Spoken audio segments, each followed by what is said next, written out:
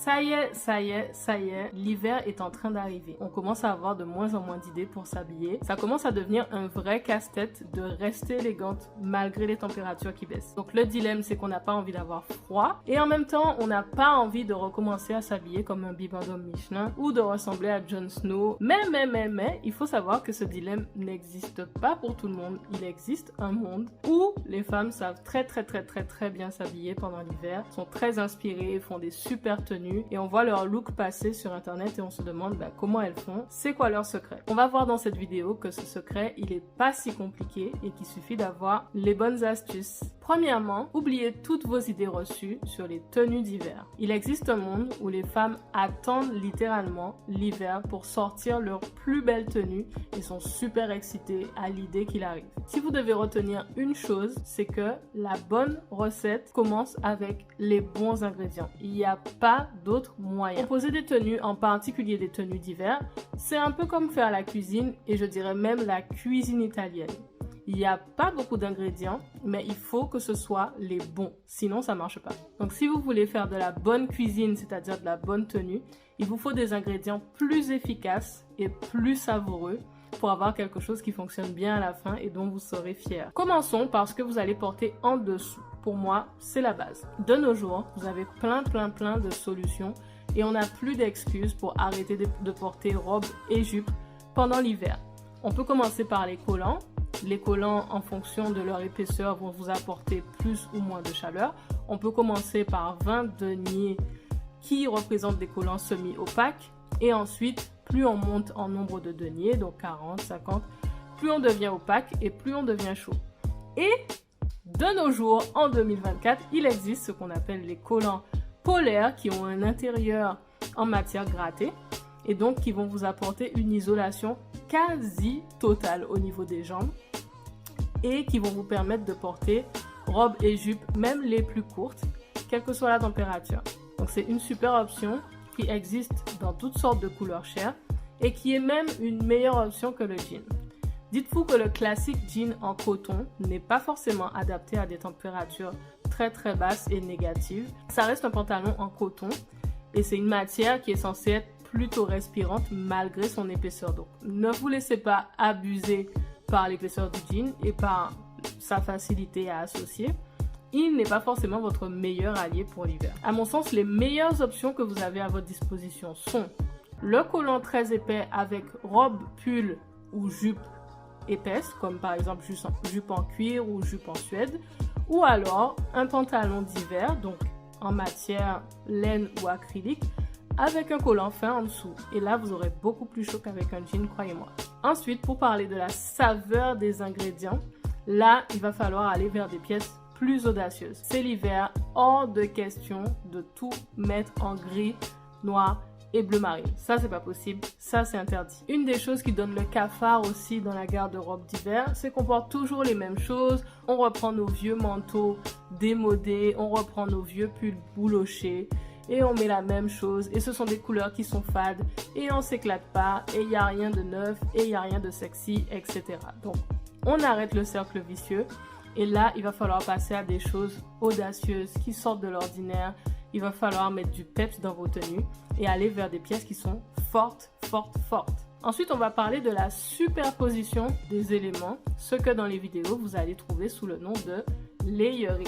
Le layering, c'est l'action de superposer les éléments pour composer une tenue qui marche bien. Donc, par exemple, vous avez votre sous-pull très chaud que vous associez avec une chemise, vous mettez par-dessus un blazer en tweed, en laine, etc. et un manteau par-dessus. Donc c'est ça le layering et c'est ce qui vous permet de retirer des couches au fur et à mesure de la journée quand vous passez de l'extérieur à l'intérieur, puis quand vous évoluez dans la journée et que les températures augmentent. Donc pour bien appliquer votre layering, vous aurez des tonnes et des tonnes d'inspiration. Je vous mettrai quelques vidéos super sympas que j'ai trouvées.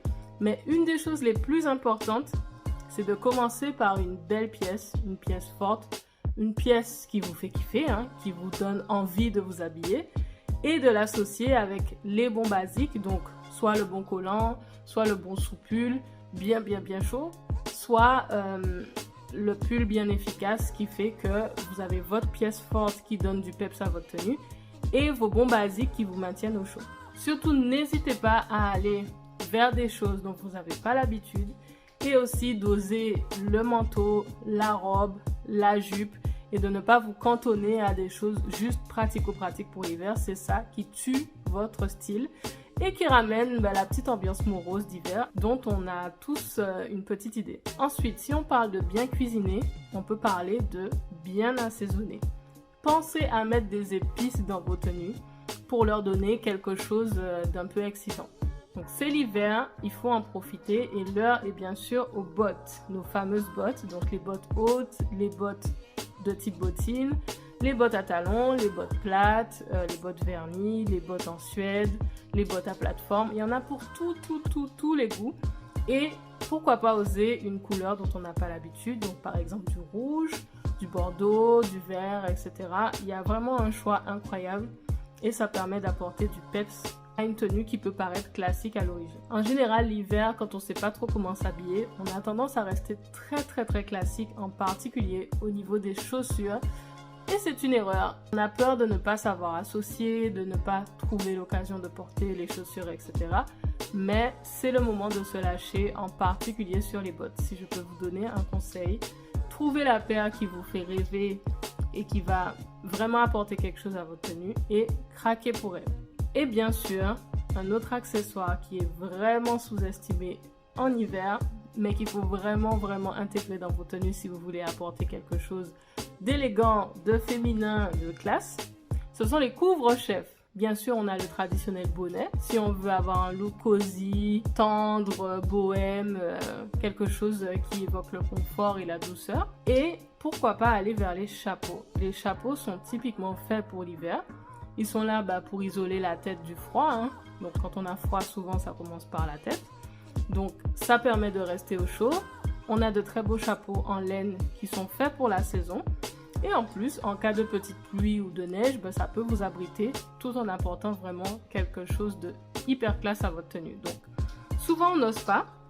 Si vous avez peur de vous rater, allez vers un chapeau pas forcément très cher, donc vous n'êtes pas obligé d'investir énormément dans votre chapeau si vous n'êtes pas sûr de le garder ou pas sûr qu'il vous ira. Vous pouvez même aller sur Vinted, mais tentez l'expérience et voyez comment vous vous sentez avec. Bien sûr, n'oubliez pas d'accessoiriser vos tenues. C'est pas parce qu'on est un petit peu plus couvert qu'il faut arrêter de mettre des bijoux, du vernis à ongles, etc., de porter un joli sac.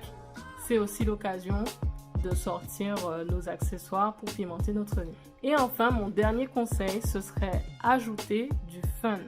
Comme je vous disais plus tôt dans la vidéo, dans nos tenues d'hiver, il y a trop de timidité, il y a trop de classiques, il y a trop de basiques et trop de couleurs fades. Donc si vous avez peur de vous ennuyer dans vos tenues cet hiver, c'est l'occasion de mettre de la couleur. Vous trouverez plein d'inspirations sur Instagram, sur Pinterest ou sur toutes sortes de sites où vous trouverez des photos. Pensez à mettre de la couleur même dans vos grosses pièces, les manteaux, les doudounes, et vous pouvez aussi apporter de la fantaisie en ajoutant des motifs dans vos tenues. Donc ça peut être des motifs classiques comme Prince de Galles, pied de poule, carreaux, les motifs qu'on a l'habitude de voir en hiver, ou des choses totalement déjantées. C'est à vous de voir en fonction de votre personnalité et de votre niveau d'audace. La clé pour sortir de ces habitudes pour composer ces tenues, c'est de toute façon de s'inspirer. Donc n'hésitez pas à aller voir ce qui se fait ailleurs, comment elles font ces fameuses filles qui attendent l'hiver avec impatience pour sortir leur manteau rouge ou leurs bottes bordeaux.